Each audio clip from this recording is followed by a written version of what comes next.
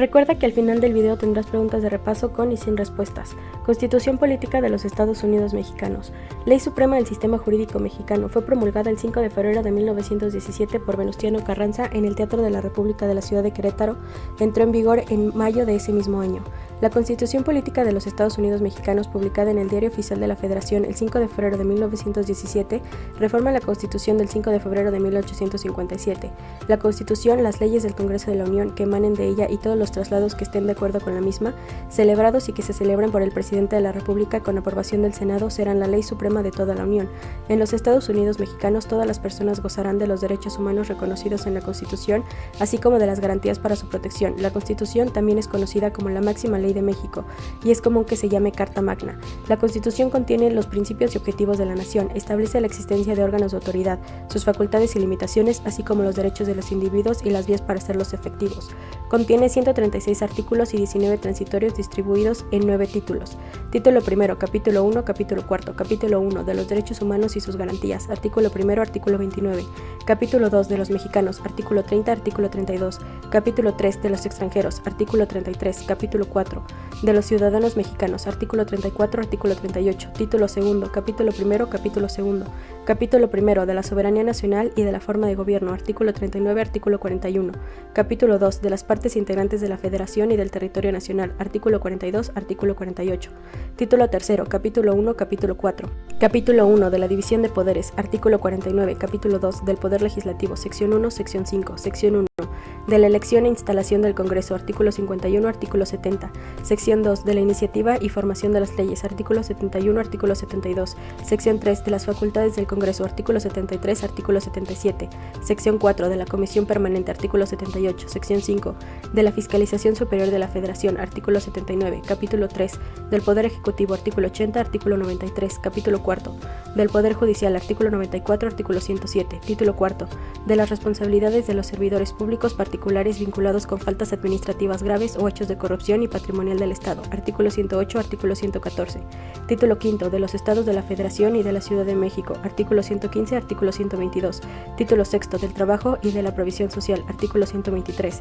Título 7 Prevenciones Generales, artículo 124, artículo 134. Título 8 de las reformas de la Constitución, artículo 135. Título 9 de la inviolabilidad de la Constitución, artículo 136. La Constitución Política de los Estados Unidos Mexicanos de 1917 es la Carta Magna y norma fundamental establecida para regir jurídicamente al país, la cual fija los límites y define las relaciones entre los poderes de la Federación, legislativo, ejecutivo y judicial, entre los tres órdenes diferentes de gobierno, federal, estatal y municipal, entre todos aquellos ciudadanos. Asimismo, fija las bases para el gobierno y para la organización de las instituciones en que el poder se asiente y establece, en tanto que el Pacto Social Supremo de la Sociedad Mexicana, los derechos y los deberes del pueblo mexicano. La Constitución de 1917 es una aportación de la tradición jurídica mexicana al constitucionalismo universal, dado que fue la primera constitución de la historia que incluyó derechos sociales, expresados en los artículos 3, 27 y 123, producto de las demandas de las clases populares que protagonizaron la Revolución Mexicana. En total, el texto constitucional cuenta con 9 títulos que contienen 136 artículos y 19 transitorios. El texto sigue los lineamientos clásicos de las doctrinas políticas al contar con una parte dogmática que abarca los primeros 39 artículos y establece derechos y obligaciones, y una parte orgánica contenida en los 98 artículos restantes y que define la organización de los poderes públicos. Tuvo como precedentes la Constitución de Apatzingán en 1814, la Constitución de 1824 y la Constitución de 1857. Respecto a esta última, en términos del sistema político, entre los cambios principales se encuentran la eliminación de la reelección del presidente de la República y del cargo de vicepresidente, así como la creación del municipio libre. Antecedentes. El 7 de agosto de 1901, los hermanos Flores Magón fundaron el periódico jurídico de México Regeneración, desde el cual criticaban la corrupción del sistema judicial del régimen del general Porfirio Díaz, lo que los llevó a la cárcel.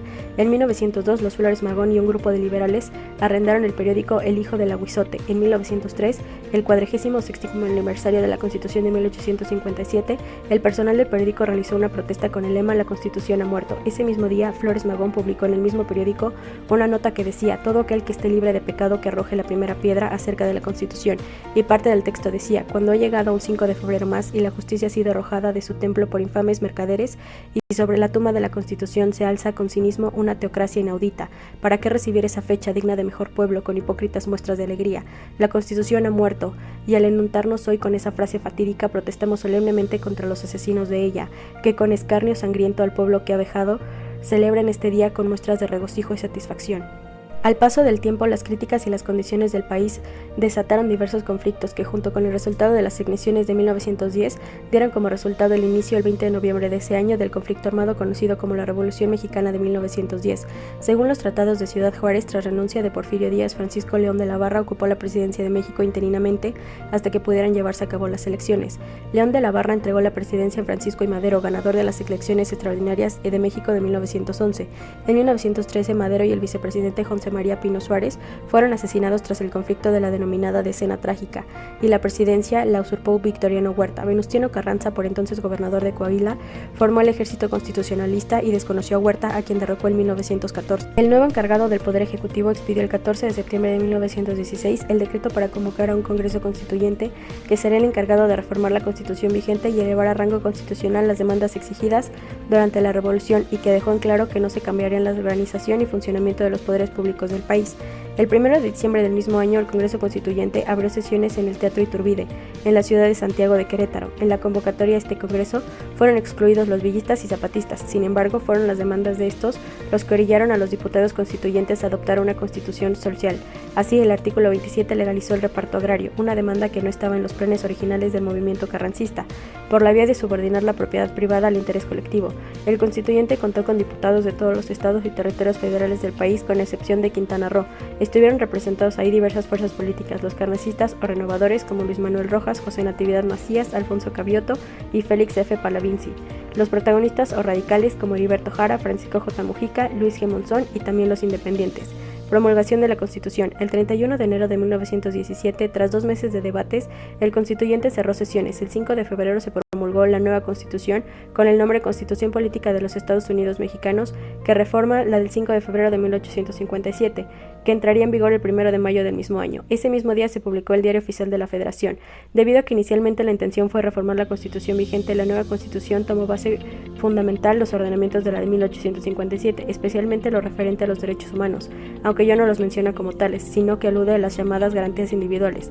También agregó varios puntos del programa del Partido Liberal Mexicano de 1906 y muchos más cambios para ajustarse a la nueva realidad social del país. Finalmente, el proyecto de reforma a la Constitución del 57 derivó en una nueva Constitución. Forma de gobierno. Por otro lado, en cuanto a la parte orgánica de la Constitución, la forma de gobierno siguió siendo republicana, representativa, democrática y federal. Se refrendó la división de poderes en ejecutivo, legislativo y judicial, y el legislativo continuó dividido en 2 cámaras, el Senado y la Cámara de Diputados.